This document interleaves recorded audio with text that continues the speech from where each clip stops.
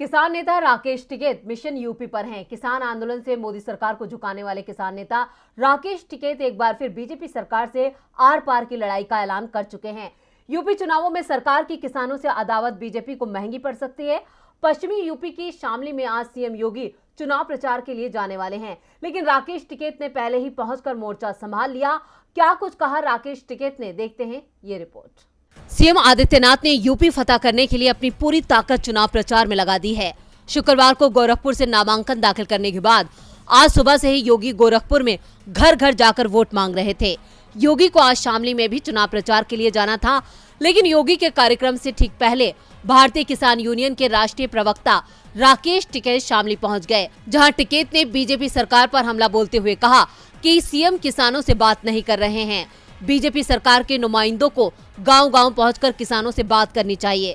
CM योगी के गर्मी निकालने वाले बयान को लेकर भी राकेश टिकैत ने तंज कसा है। राकेश टिकैत ने कहा कि योगी साहब ठंड करवा दें और बिजली का रेट कम कर दें, तब जाकर गर्मी खत्म होगी। मुजफ्फरनगर के कवाल कांड को लेकर भी राकेश टिकैत ने बीजेपी पर निशाना साधा है। टिकैत ने कहा 2017 में बीजेपी ने इस मामले को काफी भुनाया था।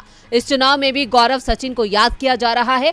अगर बीजेपी सरकार को उनके परिवार से इतना लगाव है तो उन्हें एमपी बना दे, उनके परिवार वालों को एमएलसी बनाए ताकि उनका परिवार सशक्त हो सके।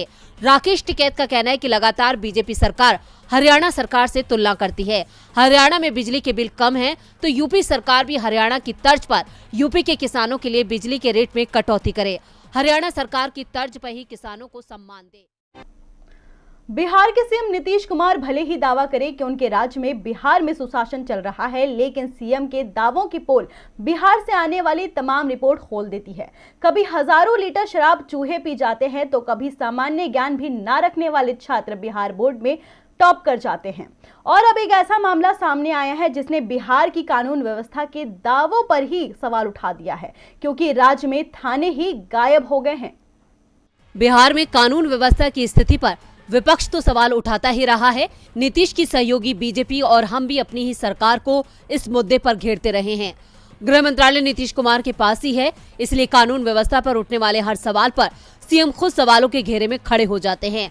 और अब बिहार में एक ऐसा मामला सामने आया है जिससे राज्य की कानून व्यवस्था संभालने वाला पुलिस महकमा ही सवालों के घेरे में आ गया है।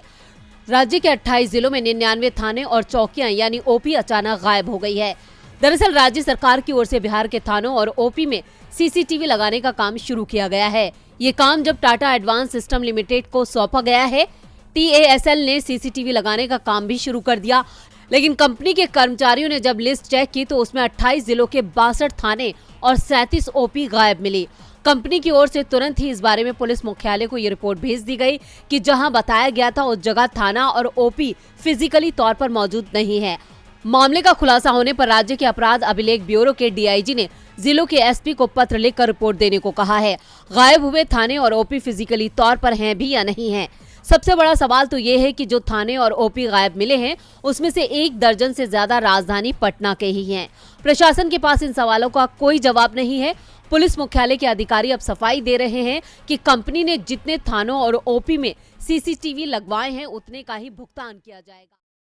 देश में 5 राज्यों में होने वाले विधानसभा चुनाव की तारीख जैसे जैसे नजदीक आ रही है, वैसे वैसे सियासी सरगर्मियां बढ़ती ही जा रही है। लेकिन चुनाव आयोग की सख्ती की वजह से नेता खुलकर प्रचार नहीं कर पा रहे हैं। मगर अब घटते कोरोना के केस के चलते आयोग ने प्रचार में थोड़ी ढील दी है, जिससे राजनीतिक दलों को राहत मिली है। तो रैलियों से लेकर रोड शो में क्या मिली छूट, देखिए ये रिपोर्ट। जब जब चुनाव आते हैं तब तब प्रचार का शोर सुनाई देता है।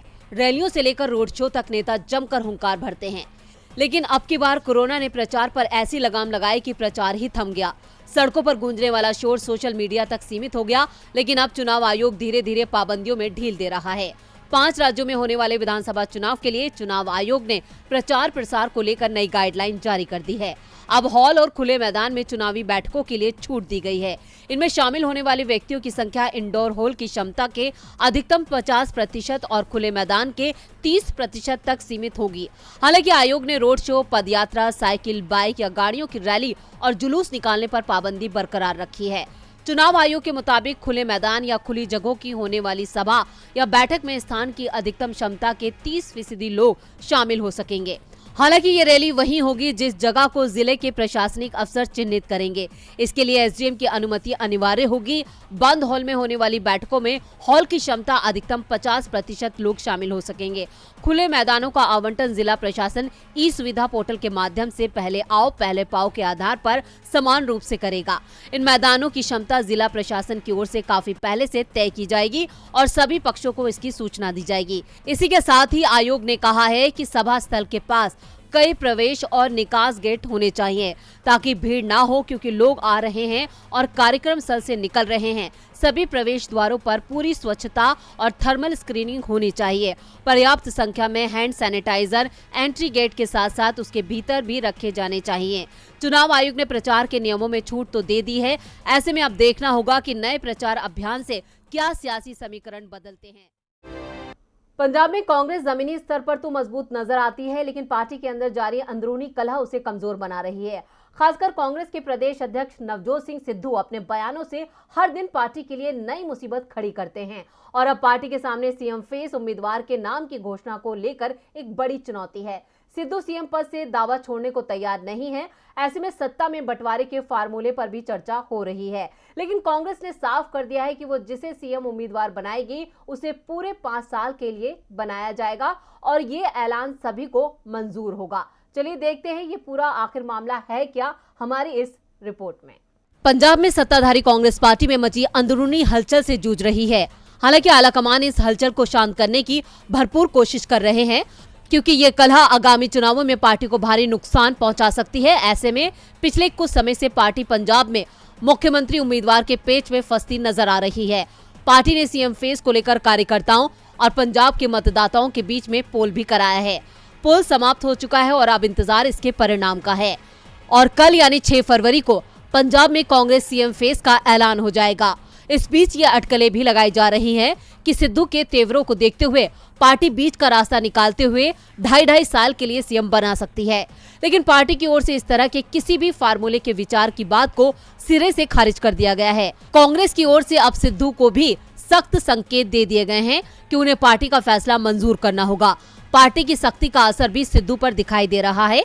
एक दिन पहले सीएम फेस को लेकर हाईकमान पर निशाना साधने वाले सिद्धू के तेवर अब बदले हुए नजर आ रहे हैं और उन्होंने ऐलान कर दिया है कि सीएम फेस किसी को भी बनाया जाए वो राहुल गांधी के आदेश का पालन करेंगे। दरअसल मौजूदा सीएम चरणजीत सिंह चन्नी और प्रदेश अध्यक्ष नवजोत सिंह सिद्धू के बीच इस मुद्दे पर तनाव की खबरें आई थी। राज्य में 20 फरवरी को एक ही चरण में मतदान होगा, 10 मार्च को मतगणना होगी। आपको बता दें, कांग्रेस के पूर्व अध्यक्ष राहुल गांधी सीएम के तौर पर एक ही नाम की घोषणा करेंगे। दावा किया जा रहा है कि राहुल 6 फरवरी को पंजाब के लुधियाना में डिजिटल रैली को संबोधित करेंगे। ऐसे में अब देखना होगा पार्टी किसके नाम पर मोहर लगाती है। हालांकि 2 दिन पहले आए सिद्धू के बयान ने इस बात के संकेत दे दिए थे कि आलाकमान की पसंद चन्नी है। चुनाव आयोग ने 8 जनवरी को चुनावों का ऐलान किया था, लेकिन चुनावों के ऐलान के बाद पंजाब में चुनाव की तारीखें आयोग को बदलनी पड़ी थी। इससे पीछे गुरु रविदास जयंती का हवाला देते हुए राजनीतिक दलों ने मांग उठाई थी। पंजाब में तो वोटिंग की तारीखें बदल दी गईं, लेकिन मणिपुर में अभी तक आयोग ने चुनाव की तारीखों में बदलाव नहीं किया है, जबकि यहाँ भी मतदान की तारीखों को लेकर विरोध हो रहा है। मणिपुर में कुल 60 विधानसभा सीटें हैं। मणिपुर में विधानसभा चुनाव 2 चरणों में होंगे। पहले चरण का मतदान 27 फरवरी को और दूसरे चरण का मतदान 3 मार्च को है। पहले चरण में 38 और दूसरे चरण में 22 सीटों पर मतदान होना है। हालांकि पहले चरण के चुनाव के दिन को लेकर अब विवाद भी शुरू हो गया है। दरअसल पहले चरण की 38 में से 22 सीटें पहाड़ी जिलों के उन क्षेत्रों की है जो एससी के लिए आरक्षित है और मुख्य रूप से ईसाई धर्म के लोग रहते हैं। और 27 फरवरी को रविवार भी पड़ रहा है, जो ईसाइयों के लिए पूजा और रेस्ट डे होता है। राज्य के ऑल मणिपुर क्रिश्चियन ऑर्गेनाइजेशन ने चुनाव अधिकारियों से पहले चरण के मतदान की तारीख को बदलने का आग्रह किया है। ऑल मणिपुर क्रिश्चियन ऑर्गेनाइजेशन ने कहा है कि आदिवासी राज्य की आबादी का लगभग 43% हिस्सा ईसाई है। ईसाइयों के लिए रविवार एक ऐसा दिन है जो पवित्र है और आराम और पूजा करने का दिन होता है। यूनियन ने चुनाव आयोग से पहले चरण के मतदान की तारीख को किसी और सुविधाजनक तारीख और दिन के लिए शिफ्ट करने का आग्रह किया है। उनका कहना है कि 27 फरवरी को मतदान की तारीख तय करना धार्मिक भावनाओं को आहत करने जैसा है। समूह का कहना है कि अगर तारीख नहीं बदली गई तो उस दिन रविवार होने की वजह से ज्यादातर ईसाई धर्म के लोग वोट देने नहीं जा पाएंगे। ये उनके लोकतांत्रिक अधिकारों का भी हनन होगा। यूनियन ने आगे कहा कि अगर चुनाव आयोग ने तारीख में बदलाव नहीं किया तो वे अदालत की ओर रुख करेंगे। यूनियन ने कहा कि ईसाई समुदाय पीछे नहीं हटेगा, ईसाइयों के अधिकारों को सुनिश्चित करने के लिए संघर्ष करता रहेगा। ऐसे में चुनाव आयोग को तारीख बदलने पर विचार करना पड़ सकता है। देश में लगातार बढ़ती महंगाई, बेरोजगारी और बदहाल होती सुरक्षा व्यवस्था ने केंद्र सरकार के झूठे वादों की पोल खोलकर रख दी है, जिससे विपक्ष को भी मुद्दा मिल गया है और वो सरकार को आड़े हाथों ले रहा है। उसी कड़ी में अब एक बार फिर कांग्रेस नेता ने लोकसभा में मोदी सरकार पर जमकर निशाना साधते हुए कई गंभीर आरोप लगाए। आखिर क्या कुछ बोले अधीर रंजन चौधरी, देखे रिपोर्ट में। बड़े बड़े वादे कर सत्ता में आई मोदी सरकार अब अपने वादों को पूरा न कर पाने के कारण विपक्ष की आलोचना का शिकार हो रही है। बेरोजगारी, महंगाई, चीन के साथ सीमा पर तनाव, ऐसे बहुत से मुद्दे हैं जिन पर केंद्र सरकार चुप्पी साधे बैठी हुई है। लेकिन विपक्ष भी सरकार से सवाल पूछने का कोई मौका नहीं छोड़ता और ऐसा ही कुछ हुआ लोकसभा में, जब नेता प्रतिपक्ष अधीर रंजन चौधरी ने कई मुद्दों को लेकर सरकार पर निशाना साधा। कांग्रेस नेता ने कटाक्ष करते हुए कहा कि देश के लोग अब प्रधानमंत्री नरेंद्र मोदी से बीते बुरे दिन ही लौटाने को कह रहे हैं। इतना ही नहीं, उन्होंने आरोप भी लगाया कि प्रधानमंत्री मोदी सदन में नहीं आते हैं, विपक्ष के प्रश्नों का बहुत कम जवाब देते हैं। यहाँ तक कि उन्होंने कहा कि मोदी सरकार पूर्व प्रधानमंत्री इंदिरा गांधी का नामो निशान मिटाना चाहती है। दरअसल उन्होंने ये आरोप दिल्ली के इंडिया गेट पर स्थित अमर जवान ज्योति की लौ का राष्ट्रीय समर स्मारक की लौ के साथ विलय किए जाने पर लगाया है। उनका कहना है कि केंद्र सरकार पूर्व प्रधानमंत्री इंदिरा गांधी का नाम मिटाना चाहती है। गौरतलब है कि पाकिस्तान पर 1971 के युद्ध की जीत और बांग्लादेश की आजादी के बाद तत्कालीन पीएम इंदिरा गांधी ने शहीदों की याद में 1972 के गणतंत्र दिवस पर इंडिया गेट पर अमर जवान ज्योति प्रज्वलित की, लेकिन सरकार ने उसका विलय राष्ट्रीय समर स्मारक की लौ में करवा दिया, जिससे सरकार की मंशा पर सवाल उठना लाजमी है। इतना ही नहीं, कांग्रेस नेता ने चीन और बेरोजगारी का मुद्दा उठाकर भी सरकार को आड़े हाथों लिया। ये पहला मौका नहीं है जब विपक्ष ने सरकार से सवाल किए हों, लेकिन सरकार हर बार सिर्फ चुप्पी साधे बैठी रहती है। कोकिला लता मंगेशकर आज इस दुनिया को अलविदा कह गई। उनके निधन पर पीएम मोदी से लेकर तमाम बड़े नेताओं ने अपनी संवेदनाएं व्यक्त की हैं। पीएम मोदी ने लिखा है, मेरा दुख शब्दों से परे है। दयालु और देखभाल करने वाली लता दीदी हमें छोड़कर चली गई। वह हमारे देश में एक खालीपन छोड़ गई हैं जिसे भरा नहीं जा सकता। आने वाली पीढ़ियां उन्हें भारतीय संस्कृति के एक दिग्गज के रूप में याद रखेंगी, जिनकी सुरीली आवाज ने लोगों को मंत्रमुग्ध करने की अद्वितीय क्षमता थी। राहुल गांधी ने कहा, लता मंगेशकर के निधन की दुखद खबर मिली। वे कई दशकों तक भारत की सबसे प्रिय आवाज बनी रही।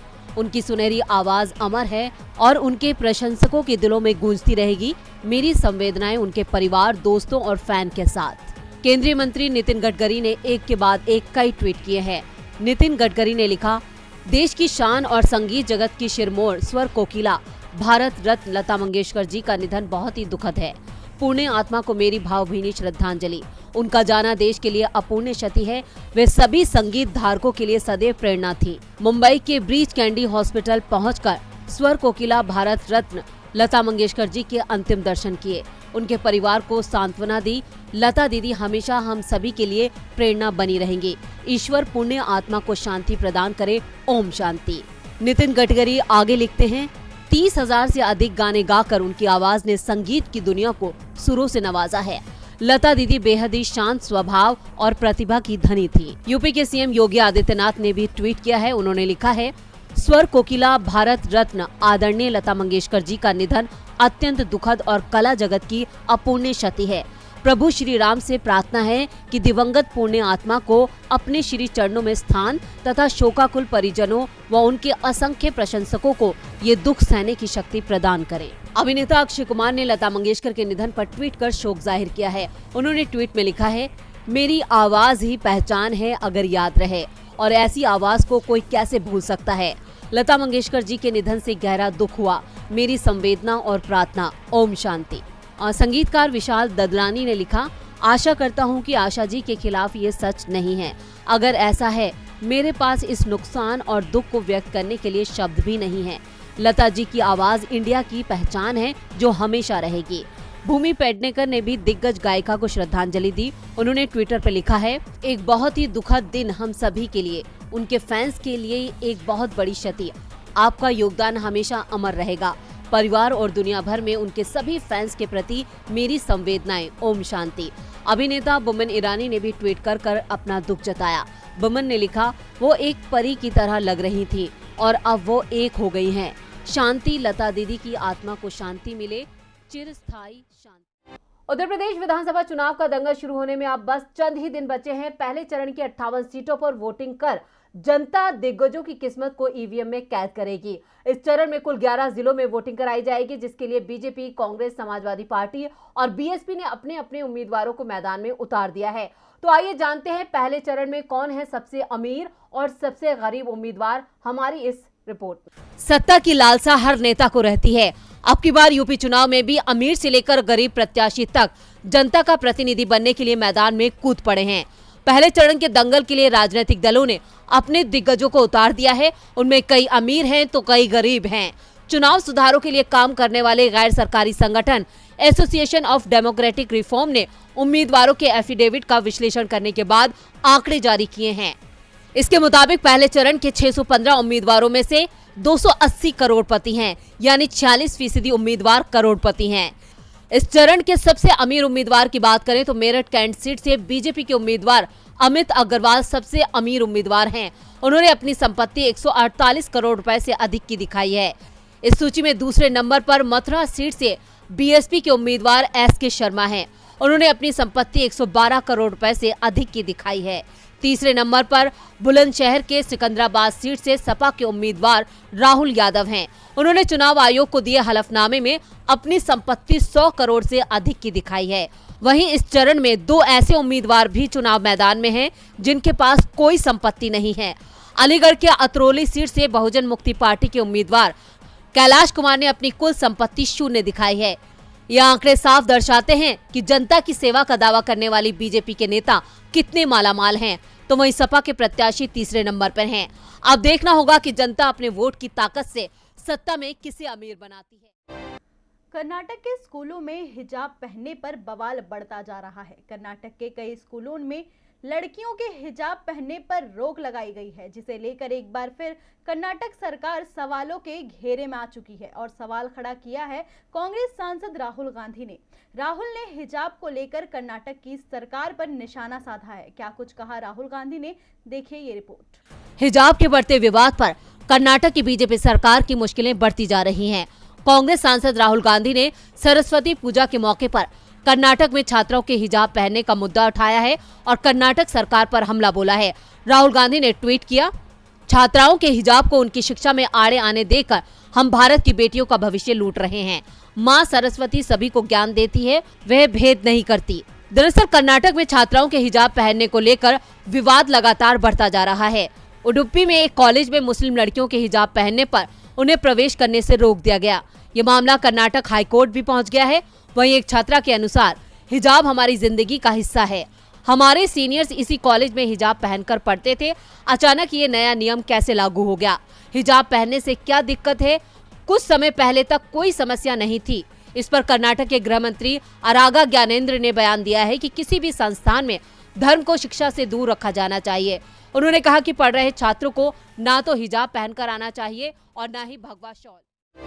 देश में 5 राज्यों में होने वाले विधानसभा चुनाव को लेकर सरगर्मियां तेज हो गई है। खासकर इस वक्त सबका फोकस देश के सबसे बड़े सूबे यानी उत्तर प्रदेश पर है, जहां सियासत में अब मुद्दा सुरक्षा का है। जी हां, AIMIM के चीफ असदुद्दीन ओवैसी की सुरक्षा में चूक के मामले में योगी से लेकर मोदी सरकार कटघरे में है। लेकिन अब सरकार की मुश्किलें और बढ़ने वाली है, क्योंकि प्रशासन ने ओवैसी की रैली को रद्द कर दिया है, जिसके बाद सवाल उठता है कि क्या डर गई है योगी सरकार। पंजाब में जब पीएम मोदी का काफिला बीच रास्ते में फंसा था, तब बीजेपी ने पंजाब से लेकर दिल्ली तक हल्ला बोल किया था। यहाँ तक कि पीएम मोदी ने भी भावनात्मक कार्ड खेलकर जनता को लुभाने की कोशिश की थी। लेकिन जब बीजेपी के गढ़ उत्तर प्रदेश में ओवैसी की सुरक्षा में चूक हुई, तो मोदी से लेकर योगी ने चुप्पी साध ली। यहाँ तक कि बीजेपी के नेता तो इसे दिखावा तक करार दे रहे हैं। लेकिन ऑल इंडिया मजलिस से इत्तेहादुल मुस्लिमीन पार्टी भी शांत रहने वालों में से नहीं है। विरोधी दल ने भी यूपी से लेकर दिल्ली तक सरकार को हिलाकर रख रख दिया, लेकिन अब उसकी मुश्किलें और बढ़ने वाली हैं, क्योंकि प्रशासन ने गाजियाबाद में होने वाली रैली को इजाजत नहीं दी, जिसकी वजह से उन्हें कार्यक्रम को रद्द करना पड़ा। प्रशासन का कहना है कि भीड़ की वजह से अनुमति नहीं दी गई है। अब भले ही ओवैसी के कार्यक्रम को भीड़ से जोड़ा जा रहा हो, लेकिन सच तो यही है कि मेरठ हंगामे के बाद सरकार ओवैसी की सुरक्षा को लेकर सख्ते में है। दरअसल गुरुवार शाम को मेरठ से लौटते वक्त ओवैसी पर 2 युवकों ने फायरिंग की थी। इसके बाद केंद्र सरकार की ओर से दी जा रही जेड कैटेगरी की सुरक्षा लेने से इनकार कर दिया है। ओवैसी का कहना है कि उन्हें बुलेट प्रूफ गाड़ी रखने की अनुमति मिलनी चाहिए, लेकिन सरकार की सुरक्षा नहीं लेंगे। ओवैसी के इस तल्ख तेवर के बाद उनके कार्यक्रम को रद्द कर दिया गया। ऐसे में कहा जा रहा है कि योगी सरकार उनसे डर गई है, क्योंकि उसे लगता है कि अगर ओवैसी की सुरक्षा के मुद्दे ने तूल पकड़ लिया तो वो घिर सकती है। यही वजह है कि वो कोई भी रिस्क लेने के मूड में नहीं है, लेकिन उसका ये इनकार AIMIM के साथ तकरार को और मणिपुर में बीजेपी के खिलाफ उसके अपने ही मैदान में कूद गए हैं। पहले बीजेपी में टिकट बंटवारे को लेकर नेताओं और कार्यकर्ताओं में काफी गुस्सा है। ऐसे में मणिपुर में बीजेपी के अपनों की बगावत उसके लिए एक के बाद एक नई चुनौती खड़ी कर रही है। अब कौन बीजेपी के खिलाफ अपनी आवाज बुलंद कर रहा है, देखते हैं इस रिपोर्ट में। एक राज्य के मुख्यमंत्री का दूसरे राज्य में चुनाव प्रचार करना भले ही कोई नई बात ना हो, लेकिन मेघालय के मुख्यमंत्री कॉनराड संगमा का मामला काफी अनोखा है। मणिपुर में बीजेपी के खिलाफ प्रचार में मेघालय के मुख्यमंत्री कॉनराड संगमा जुटे हैं। मेघालय के मुख्यमंत्री बीजेपी नेतृत्व वाले गठबंधन के खिलाफ प्रचार करने के लिए मणिपुर के 4 दिवसीय दौरे पर हैं, जिसमें उनकी पार्टी नेशनल पीपल्स पार्टी भी शामिल है। आपको बता दें, मणिपुर में NPP ने 2007 में सिर्फ 9 सीटों पर चुनाव लड़ा था, जिसमें उसने 4 सीटें जीती थी और किंग मेकर बनकर NPP से सौदेबाजी करके अपना CM बनाया था। NPP के समर्थन के बिना बीजेपी गठबंधन सरकार नहीं बना पाती। NPP इस बार मणिपुर की 60 सीटों वाली विधानसभा के लिए 42 सीटों पर उम्मीदवार उतार रही है, जो पिछली बार की तुलना में करीब 5 गुना ज्यादा है। इनमें से 19 बीजेपी नेता हैं जिन्होंने टिकट नहीं मिलने के बाद पाला बदलकर NPP का दामन थाम लिया है। मणिपुर बीजेपी के उपाध्यक्ष चिदानंद सिंह ने कहा है, NPP मणिपुर में बीजेपी के विकल्प के रूप में उभरने का सपना देख रही है। इस चुनाव के बाद NPP का यहाँ वजूद खत्म हो जाएगा। मणिपुर में उनका कोई संगठन आधार नहीं है, वो सिर्फ चुनाव के दौरान आते हैं। उप मुख्यमंत्री युमनाम जॉय कुमार सिंह NPP से हैं। उन्होंने चुनावी रैलियों में बीजेपी की आलोचना की है, जो गठबंधन सरकार का नेतृत्व करती है। मणिपुर विधानसभा चुनाव में बीजेपी सभी 60 सीटों पर चुनाव लड़ रही है। बीजेपी में शामिल 16 विधायकों में से कम 10 पूर्व कांग्रेस नेताओं को मणिपुर में टिकट दिया गया है।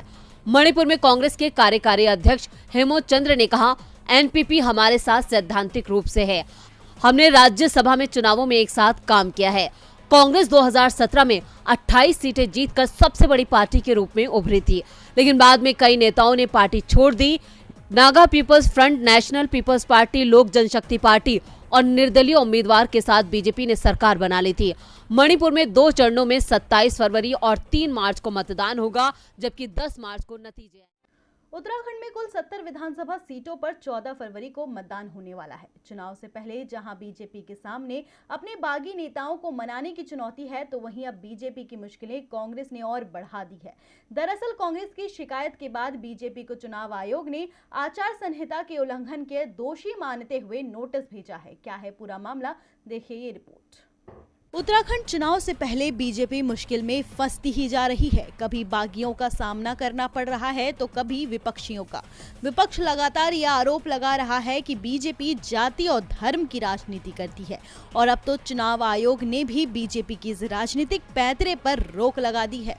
हाल ही में उत्तराखंड बीजेपी ने अपने आधिकारिक ट्विटर हैंडल पर पूर्व CM हरीश रावत की फोटो के साथ छेड़छाड़ कर पोस्ट की, साथ ही कुछ भड़काऊ कैप्शंस भी लिखे, जिसके बाद ये मामला तूल पकड़ता ही चला गया। कांग्रेस पार्टी ने इसकी शिकायत चुनाव आयोग से कर दी है, जिसके बाद चुनाव आयोग ने इसे पहली नजर में भड़काऊ और चुनाव प्रक्रिया में बुरा असर डालने वाला मानते हुए बीजेपी प्रदेश अध्यक्ष को 24 घंटे में जवाब देने को कहा है। हरीश रावत की छेड़छाड़ की गई फोटो पर निर्वाचन आयोग ने सख्त रुख अपना लिया है। निर्वाचन आयोग ने बीजेपी को आदर्श आचार संहिता के उल्लंघन का दोषी मानते हुए पार्टी को नोटिस जारी किया है। आयोग ने इसे भड़काऊ बयानबाजी के चलते लोगों की भावनाओं को ठेस पहुंचाने और इससे कानून व्यवस्था का संकट खड़ा होने के चलते चुनाव प्रक्रिया पर असर डालने की शर्त का उल्लंघन माना है। वहीं इस पर भारत निर्वाचन आयोग के प्रमुख सचिन राहुल शर्मा की ओर से जारी नोटिस में कहा गया है कि आदर्श आचार संहिता के अनुसार कोई पार्टी अथवा प्रत्याशी ऐसी गतिविधियों में शामिल नहीं होगा जिससे विभिन्न जातियों अथवा समुदाय में आपसी तनाव उत्पन्न हो। नोटिस के अनुसार आयोग के संज्ञान में आया है कि बीजेपी ने अपने आधिकारिक ट्विटर हैंडल से हरीश रावत की तस्वीर से छेड़छाड़ कर इसे जारी किया। इसके अलावा उन्हें व्यक्तिगत रूप से भी निशाना बनाते हुए ट्वीट भी किया गया। इस नोटिस का चुनाव आयोग ने 24 घंटे के अंदर जवाब देने को कहा है। जवाब नहीं दिए जाने पर आयोग बीजेपी पर बड़ी कार्रवाई करेगा। चुनावी समर में सभी सियासी दल जनता को लुभाने के लिए एक के बाद एक कई वादे करते हैं और इन वादों को पूरा करने में जरा भी दिलचस्पी नहीं दिखाते। ताजा मामला उत्तराखंड का है, जहां उत्तराखंड के मुख्यमंत्री ने चुनावी वादा करते हुए बच्चों को मुफ्त टैबलेट देने की योजना बनाई, लेकिन इस योजना का जो फायदा था वो बच्चों को नहीं बल्कि कोई और ले उड़ा। क्या है पूरा मामला, देखते हैं ये रिपोर्ट। सरकार चुनाव से पहले वादे तो बहुत करती है, लेकिन उन वादों को पूरा करने में कसर छोड़ देती है। यही हाल है उत्तराखंड के मुख्यमंत्री पुष्कर सिंह धामी का। उत्तराखंड के मुख्यमंत्री ने नए साल की शुरुआत में चुनावी वादा करते हुए छात्र छात्राओं को मुफ्त में टैबलेट देने की योजना बनाई थी, लेकिन इस योजना का लाभ बच्चों को नहीं बल्कि शिक्षा अधिकारियों को मिल रहा है। दरअसल प्रदेश के छात्राओं को मुफ्त टैबलेट देने की योजना में जमकर भ्रष्टाचार हुआ है। उत्तराखंड बोर्ड की 10वीं और 12वीं कक्षा के छात्र छात्राओं को टैबलेट के लिए उनके खातों में धनराशि दी जानी थी, लेकिन कुछ जिलों ने खंड शिक्षा अधिकारी तो कुछ ने प्रधानाचार्य के खातों में इनकी धनराशि दे दी। मुफ्त टैबलेट योजना के तहत उत्तराखंड बोर्ड और सरकारी महाविद्यालयों के छात्र छात्राओं के खाते में डीबीटी के माध्यम से सीधे 12,000 रुपए की धनराशि दी जानी थी। योजना के तहत 2.65 लाख छात्राओं को लाभान्वित किया जाना है, लेकिन सीधे छात्रों के स्थान पर उत्तरकाशी में प्रधानाचार्यों, रुद्रप्रयाग जिले में खंड शिक्षा अधिकारियों को ये धनराशि दी गई है। इसके अलावा भी कुछ अन्य जिलों का यही हाल है। जाहिर है सरकार ने चुनाव से पहले जनता को लुभाने के लिए वादा तो कर दिया, लेकिन वादा पूरा हो रहा है या नहीं, सरकार इस पर ध्यान नहीं देती है। आपको बता दें कि उत्तराखंड की 70 विधानसभा सीटों पर 14 फरवरी को मतदान होगा और चुनाव से पहले ही बीजेपी के चुनावी वादे की पोल खुलती नजर आ रही है। यूपी के मुख्यमंत्री योगी आदित्यनाथ ने शुक्रवार को गोरखपुर से नामांकन दाखिल कर दिया है। ये पहली बार है जब सीएम योगी गोरखपुर से विधायक का चुनाव लड़ रहे हैं। गोरखपुर से भी भीम आर्मी चीफ चंद्रशेखर ने भी चुनाव लड़ने का ऐलान किया है, लेकिन नामांकन से पहले चंद्रशेखर ने सीएम योगी पर गंभीर आरोप लगा दिए हैं। क्या है ये आरोप, देखते हैं ये रिपोर्ट। यूपी में चुनाव की रणभेरी बज चुकी है। 10 फरवरी को पहले चरण के लिए पश्चिमी यूपी के 11 जिलों की 58 सीटों पर मतदान होगा। सभी पार्टियों ने चुनाव में जोर आजमाइश के लिए अपने अपने तरीके से जनसंपर्क अभियान भी तेज कर दिए हैं। पहले, दूसरे, तीसरे और चौथे चरण के चुनाव के लिए नामांकन भी शुरू हो गए हैं। योगी आदित्यनाथ ने भी गोरखपुर से नामांकन पत्र दाखिल कर दिया है। गोरखपुर में 11 फरवरी को नामांकन की आखिरी तारीख है। गोरखपुर में छठे चरण में 3 मार्च को मतदान होगा। गोरखपुर सीट से योगी को टक्कर देने मैदान में उतरे भीम आर्मी चीफ ने अब तक नामांकन नहीं किया है। आजाद ने सीएम योगी पर साजिश करने का गंभीर आरोप लगा दिया है। चंद्रशेखर आजाद ने सीएम योगी के नामांकन को लेकर तंज कसते हुए कहा है कि योगी जी धनबल, बाहुबल और सत्ता का दुरुपयोग कर मेरा नामांकन कैंसिल करा सकते हैं। योगी चाहते हैं कि वो गोरखपुर में एक तरफा जीत हासिल करें, जिसके लिए वो मेरे खिलाफ साजिश रच रहे हैं। योगी के आवेदन के बाद आजाद ने कहा कि आप सालों से गोरखपुर से सांसद हैं, लेकिन अब गोरखपुर की जनता बदलाव चाहती है। आजाद ने योगी के नामांकन के वक्त मौजूद रहे अमित शाह, धर्मेंद्र प्रधान और कई मंत्रियों के साथ पर भी सवाल उठाए हैं। मीडिया से बात करते हुए आजाद बोले, उन्होंने चुनाव आयोग को एक लेटर लिखा जिसमें उन्होंने गोरखपुर के एसएसपी की कार्यशैली को लेकर सवाल उठाए हैं। आजाद ने योगी पर आरोप लगाया कि गोरखपुर एसएसपी बीजेपी नेता के लिए काम करते हैं। भीम आर्मी चीफ ने अब तक गोरखपुर से अपना नामांकन दाखिल नहीं किया है। नामांकन की आखिरी तारीख 11 फरवरी है। ऐसे में अभी चंद्रशेखर आजाद के पास काफी वक्त है और उनके तेवर बता रहे हैं कि गोरखपुर में ये चुनावी जंग आने वाले वक्त में और तेज होगी। जम्मू कश्मीर विधानसभा चुनावों का ऐलान अब जल्द ही हो सकता है। राज्य परिसीमन को लेकर चल रही कवायद अब पूरी होती दिख रही है। परिसीमन आयोग ने अपनी रिपोर्ट तैयार कर ली है, जिसमें राज्य में विधानसभा की 7 सीटें बढ़ाई जा रही हैं। आयोग की रिपोर्ट को स्वीकार कर लिया गया है। कई नई सीटें अस्तित्व में आएंगी तो कुछ पुरानी सीटों का अस्तित्व समाप्त हो जाएगा। लोकसभा क्षेत्रों का भी पुनर्निर्धारण किया गया है। तो क्या है इस रिपोर्ट में, देखते हैं इस खास रिपोर्ट। जम्मू कश्मीर के लोकसभा और विधानसभा क्षेत्रों को नए सिरे से परिभाषित करने के लिए बनाए गए परिसीमन आयोग ने अपनी रिपोर्ट तैयार कर ली है। रिपोर्ट जम्मू कश्मीर के 5 सहयोगी सदस्यों को सौंपी गई है, जो लोकसभा के सदस्य हैं, जिनमें 3 नेशनल कॉन्फ्रेंस से और 2 बीजेपी से हैं। इन सदस्यों से 14 फरवरी तक अपनी राय देने को कहा गया है, जिसके बाद रिपोर्ट को सार्वजनिक किया जाएगा। नेशनल कॉन्फ्रेंस के सदस्यों ने इस रिपोर्ट पर आपत्ति जताई है। नेशनल कॉन्फ्रेंस के प्रवक्ता इमरान नबी डार ने कहा, पार्टी ने 4 फरवरी 2022 को परिसीमन आयोग द्वारा सहयोगी सदस्यों को उपलब्ध कराए गए मसौदा दस्तावेजों को स्पष्ट तौर पर खारिज कर दिया। परिसीमन आयोग की रिपोर्ट में कई बदलावों की सिफारिशें की गई है।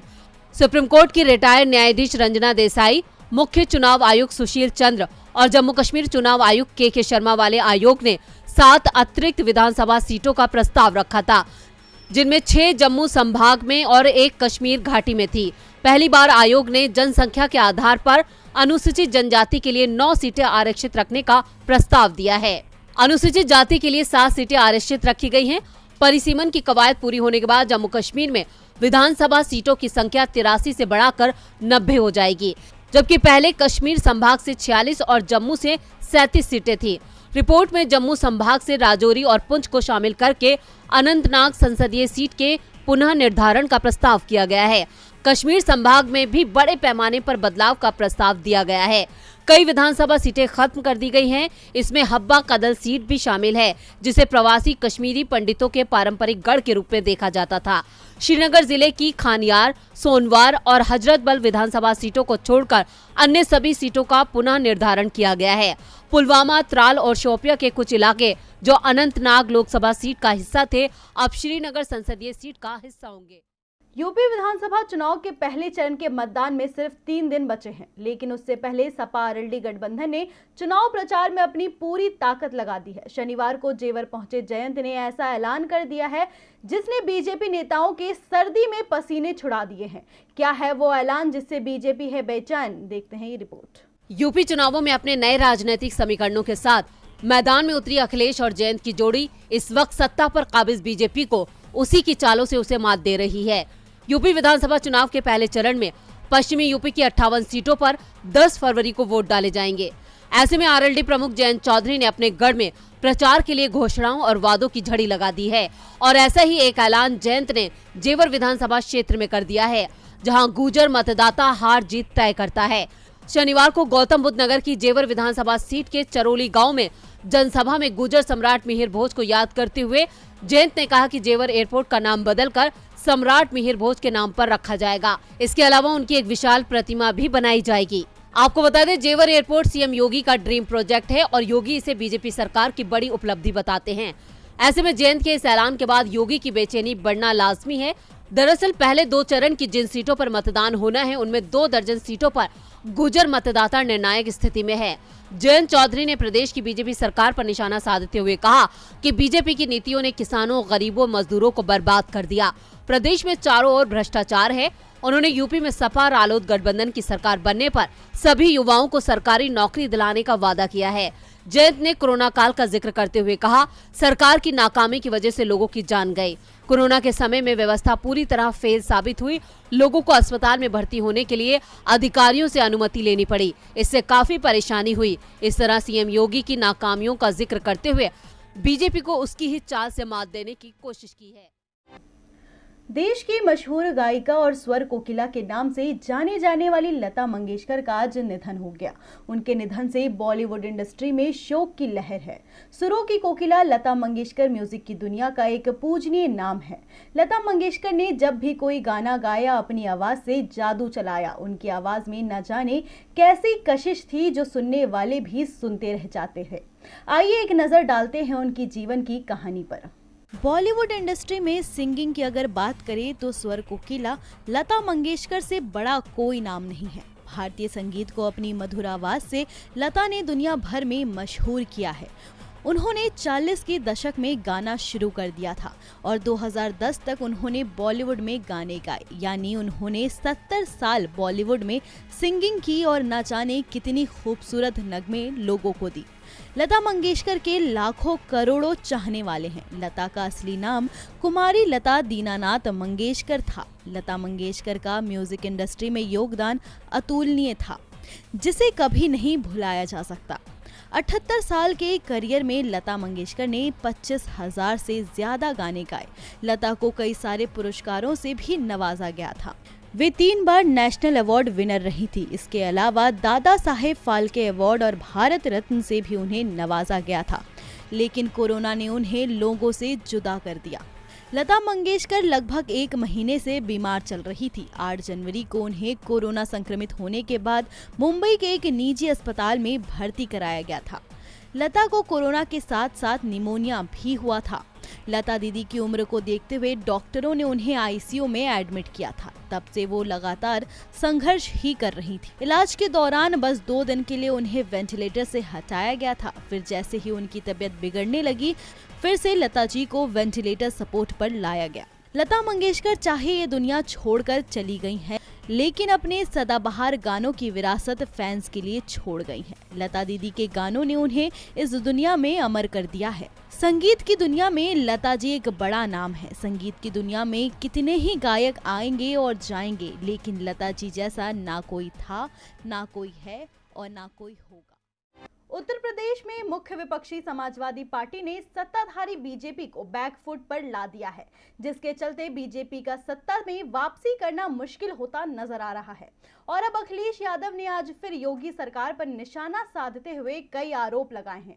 आज प्रेस कॉन्फ्रेंस कर योगी सरकार पर कैसे बरसे अखिलेश, आइए देखते हैं। यूपी में इस वक्त चुनावों के चलते सियासी माहौल गरमाया हुआ है। सभी दल एक दूसरे पर जमकर बयानबाजी कर रहे हैं, गंभीर आरोप लगा रहे हैं। खासकर विपक्ष लगातार बीजेपी सरकार को घेर रहा है। अब अखिलेश ने भी योगी सरकार को 2 दिन पहले यूपी में घटी घटना को लेकर अपने निशाने पर ले लिया है। सपा प्रमुख अखिलेश यादव ने ओवैसी की गाड़ी पर फायरिंग का जिक्र कर कहा, सपा को जैसे ही इस घटना की जानकारी मिली, हमने इसकी निंदा की। बीजेपी सरकार में कानून व्यवस्था फेल है। क्या अब कोई भी माफिया किसी राजनीति को देखकर खुलेआम गोलीबारी करेगा?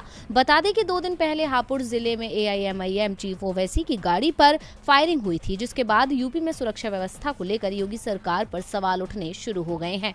अखिलेश यही नहीं रुके, उन्होंने हाथरस में हुई घटना का भी जिक्र करते हुए कहा कि उस बेटी के परिजनों को न्याय चाहिए था। वो बेटी का सम्मान पूर्वक अंतिम संस्कार करना चाह रहे थे, लेकिन इस सरकार के लोगों ने क्या किया? उन्होंने ऐसा होने नहीं दिया। अगर उसे सही से अस्पताल में इलाज मिला होता तो शायद वो आज जिंदा होती। अखिलेश यादव योगी सरकार पर निशाना साधने का कोई मौका नहीं छोड़ रहे हैं। ऐसे में अखिलेश के सवालों और आरोपों ने बीजेपी के लिए जीत की राह को और कठिन कर दिया है। हालांकि बीजेपी सत्ता में वापसी के लिए सभी पैंतरे अपना रही है, लेकिन सपा के वार से बीजेपी के सभी दांव कमजोर पड़ रहे हैं।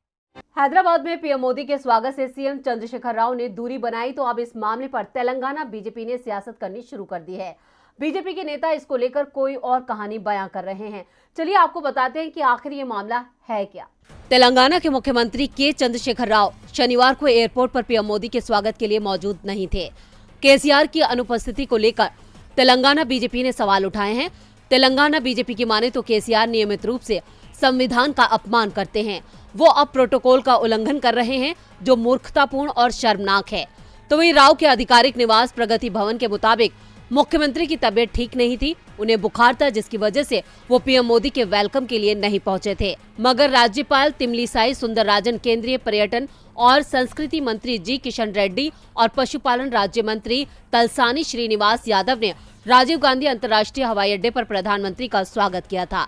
आपको बता दें कि पीएम मोदी 11वीं सदी के संत श्री रामानुजाचार्य की स्मृति में स्टेच्यू ऑफ इक्वालिटी राष्ट्र को समर्पित करने और ICRIST की 50वीं वर्षगांठ समारोह की शुरुआत करने के लिए शनिवार दोपहर हैदराबाद पहुंचे थे, जहां केसीआर की गैर मौजूदगी ने राज्य की सियासत को गरमा दिया है।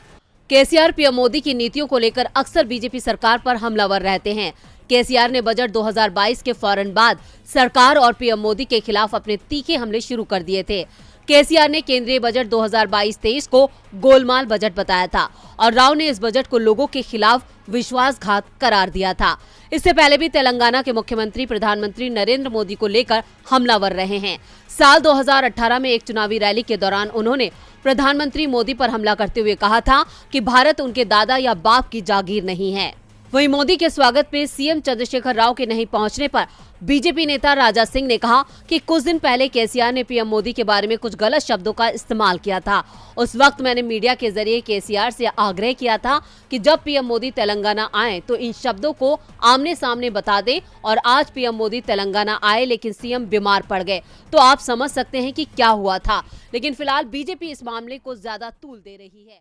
उत्तराखंड में इस बार कांग्रेस सत्ता में वापसी की कोशिश कर रही है। आज उत्तराखंड के किच्छा में राहुल गांधी पहुंचे। यहां पहुंचते ही राहुल गांधी ने किसानों को साधने की कोशिश की। किच्छा में किसानों को संबोधित करते हुए राहुल ने प्रधानमंत्री मोदी पर निशाना साधा। उत्तराखंड की 70 सीटों पर 14 फरवरी को वोट डाले जाएंगे। राहुल से पहले पीएम मोदी की उत्तराखंड में वर्चुअल रैली होने वाली थी, जो खराब मौसम की भेंट चढ़ गई और बाजी हाथ लगी राहुल के। तो राहुल ने क्या कुछ कहा, देखते हैं इस रिपोर्ट में। उत्तराखंड में चुनावी सरगर्मियां अपने चरम पर हैं। आज राहुल गांधी ने भी उत्तराखंड में चुनावी हुंकार भरी। किच्छा में किसानों को संबोधित करते हुए राहुल ने एक बार फिर पीएम मोदी पर निशाना साधा है। पहाड़ों की तराई में किसानों को साधने के लिए राहुल गांधी ने प्रधानमंत्री मोदी को राजा बता दिया।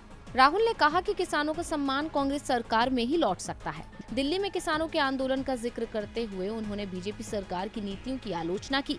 राहुल गांधी से पहले कांग्रेस पार्टी के सभी प्रत्याशियों ने बारी बारी से जनता के सामने अपनी बात रखी। राहुल ने पीएम मोदी को राजा बताते हुए कहा कि आज का राजा जनता की नहीं सुनता है। किसान 1 साल ठंड और कोविड में सड़कों पर बैठे थे, लेकिन प्रधानमंत्री ने बात करने की कोशिश नहीं की। यूपीए सरकार के दौरान हमने किसानों की मांग पर 10 दिन में 70,000 करोड़ रुपए का कर्जा माफ किया था। हमारी मंशा आपके साथ पार्टनरशिप करने की है, जिससे कि आपको लगे कि ये आपकी सरकार है। इस दौरान राहुल गांधी ने कहा कि मैं गारंटी दे सकता हूं कि जो नरेंद्र मोदी ने किसानों के साथ किया, कांग्रेस पार्टी मर जाएगी, खत्म हो जाएगी, लेकिन ये कभी नहीं करेगी। कर्नाटक में चल रहा हिजाब को लेकर विवाद अब राजनीतिक रूप ले चुका है। कर्नाटक में बीजेपी की सरकार गिरती दिख रही है। कांग्रेस ने राज्य में बीजेपी सरकार के खिलाफ मोर्चा खोल दिया है। साथ ही जेडीएस के नेता भी इस मामले में बीजेपी सरकार पर गंभीर आरोप लगा रहे हैं। क्या है पूरा मामला, देखते हैं ये रिपोर्ट। कर्नाटक के कुछ कॉलेजों में मुस्लिम छात्राओं के हिजाब पहनने पर रोक लगाने का मामला अब पूरे राज्य में राजनीतिक रंग ले चुका है। कांग्रेस और जेडीएस छात्राओं के समर्थन में दिख रही है, तो बीजेपी ने हिजाब पर रोक के फैसले का समर्थन किया है। हिजाब पर रोक लगाने का मामला अब कर्नाटक हाईकोर्ट में पहुंच गया है। हाईकोर्ट के फैसले से पहले ही राज्य में हिजाब पहनने को लेकर शुरू हुआ विवाद अब राजनीतिक रूप ले चुका है। दरअसल हिजाब पहनने को लेकर जारी विरोध के बीच बीजेपी के प्रदेश इकाई प्रमुख नलिन कुमार कटिल की ओर से विवादित बयान दिया गया है। हिजाब को लेकर कटिल ने कहा, राज्य सरकार तालिबानीकरण की अनुमति नहीं देगी। क्लासरूम में हिजाब पहनने की कोई गुंजाइश नहीं है। हमारी सरकार कठोर कार्रवाई करेगी। कांग्रेस ने कटिल के बयान का विरोध करते हुए कहा कि विरोध प्रदर्शन का ऐलान हुआ है। कांग्रेस विधायक कनीज फातिमा ने अपने समर्थकों के साथ प्रदर्शन करते हुए कहा कि वो विधानसभा में भी हिजाब पहनती हैं, कोई रोक कर दिखाए। हम हिजाब के रंग में बदलाव करने के लिए तैयार हैं, लेकिन हम इसे पहनना बंद नहीं करेंगे। जो करना है कर लो। जनता दल सेकुलर के नेता ने भी इसके खिलाफ आवाज उठाई है। पूर्व सीएम कुमारस्वामी ने बीजेपी पर जमकर निशाना साधा है। उन्होंने कहा कि हिजाब मामले को तूल देकर बीजेपी बहुसंख्यकों के वोट पर नजर लगाए हुए है, लेकिन राज्य में इस तरह की राजनीति की कोई जगह नहीं है। बीजेपी देश में बेटी बचाओ बेटी पढ़ाओ के बजाय वो इसे बेटी हटाओ बनाने की कोशिश कर रही है। विधानसभा चुनावों का शोर तेज होता जा रहा है। यूपी में पहले चरण के लिए 10 फरवरी को वोटिंग है, तो उत्तराखंड और गोवा में 14 फरवरी को मतदान होना है। इसी दिन यूपी में दूसरे चरण की वोटिंग भी है। ऐसे में सभी दलों ने इन राज्यों में अपनी पूरी ताकत लगा दी है। कांग्रेस की ओर से राहुल गांधी और प्रियंका गांधी ने प्रचार की कमान संभाली है, तो बीजेपी के लिए जेपी नड्डा, अमित शाह चुनाव प्रचार के मैदान में कूद चुके हैं। तमाम दलों के दिग्गज नेता भी प्रचार में पसीना बहा रहे हैं। तो आज चुनाव प्रचार के मैदान में किस दिग्गज ने किस पर साधा निशाना, देखिए ये रिपोर्ट।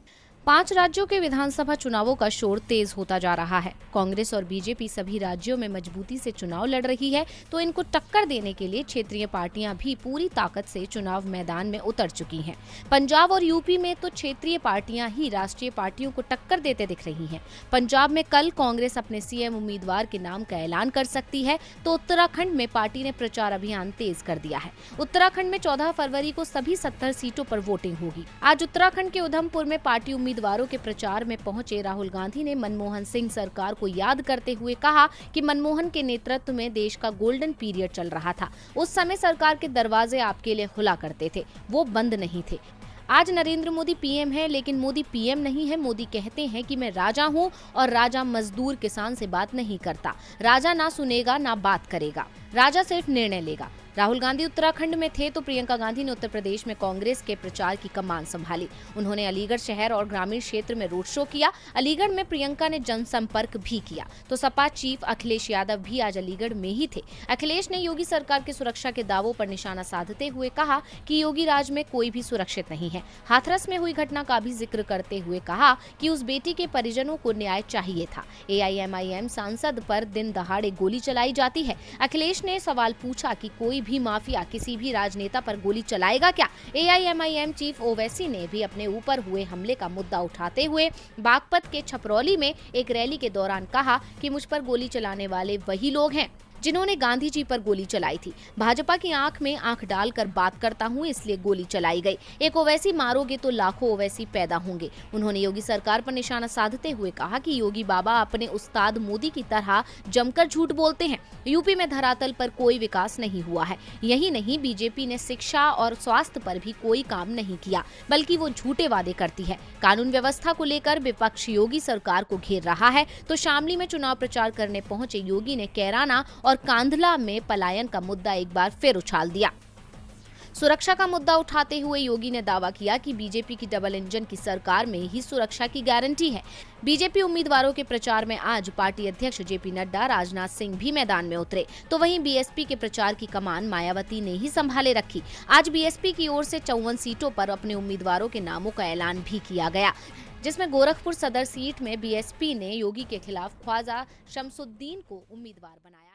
पंजाब में कांग्रेस की भी ओर से अब CM उम्मीदवार के नाम का ऐलान कर दिया गया है। पहले दावा किया जा रहा था कि सिद्धू के बगावती तेवरों को देखते हुए पार्टी सरकार बनने पर चन्नी और सिद्धू के बीच 2.5 साल का कार्यकाल बांट सकती है, लेकिन आज पंजाब पहुंचे राहुल गांधी ने साफ कर दिया है कि 2 नहीं बल्कि एक ही व्यक्ति चुनावों में पार्टी का नेतृत्व करेगा। पंजाब में कांग्रेस की CM फेस को लेकर सस्पेंस खत्म हो गया है। पंजाब में कौन होगा कांग्रेस का CM फेस, इसका फैसला हो चुका है। राहुल गांधी ने अपने पंजाब दौरे के दौरान ये फैसला सुनाया है। कांग्रेस नेता राहुल गांधी ने आज लुधियाना में एक रैली के दौरान पंजाब विधानसभा चुनाव के लिए पार्टी के मुख्यमंत्री पद के उम्मीदवार के रूप में चरणजीत सिंह चन्नी के नाम का ऐलान किया। राहुल गांधी ने कहा कि कांग्रेस के लिए CM पद के लिए एक डायमंड को सेलेक्ट करना मुश्किल टास्क था, लेकिन हमने फैसला किया है कि पंजाब में मौजूदा मुख्यमंत्री चरणजीत सिंह चन्नी ही कांग्रेस का CM चेहरा होंगे। राहुल गांधी ने कहा, चन्नी जी गरीब घर के बेटे हैं, गरीबी को समझते हैं, गरीबी से निकले हैं और उनके दिल में खून में पंजाब है। आप काट के देखें, कभी खून निकलेगा और उसमें पंजाब दिखेगा। मुख्यमंत्री के ऐलान के बाद राहुल गांधी ने नवजोत सिंह सिद्धू और सुनील जाखड़ की भी तारीफ की। राहुल ने कहा कि कांग्रेस के पास कई हीरे हैं, इन हीरों में से एक को चुनना आसान नहीं था। सिद्धू के खून में भी पंजाब दिखेगा। मुख्यमंत्री का निर्णय लेना मेरा निर्णय नहीं है, ये पंजाब का निर्णय है। मैंने कोई निर्णय नहीं लिया। मैंने पंजाब के लोगों से पूछा, युवाओं से पूछा, प्रत्याशियों से पूछा, कार्यकर्ताओं से पूछा। जो निर्णय उन लोगों ने मुझे बताया वही आज मैं आपको बताने जा रहा हूँ। ये पंजाब है, यहाँ के लोगों को अपना नेता स्वयं चुनना चाहिए और मेरा काम है कि आपकी आवाज को सुनना। आपका फैसला मेरे विचार से ज्यादा अहम है। रैली के दौरान पंजाब कांग्रेस अध्यक्ष नवजोत सिंह सिद्धू ने कहा, मैंने राहुल गांधी के फैसले को स्वीकार कर लिया है। अगर मुझे निर्णय लेने की शक्ति दी गई तो मैं माफिया को खत्म कर दूंगा, लोगों के जीवन में सुधार करूंगा। सत्ता नहीं मिली तो आप जिसे भी CM बनाएं, उसके साथ मुस्कुरा कर चलूंगा। मैं पंजाब का आशिक हूं, इस बार इंजन चाहिए, सभी डिब्बों को खींच ले। सिद्धू के बयान से ये तो साफ लग रहा है कि कांग्रेस में लंबे समय से चला आ रहा घमासान अब थम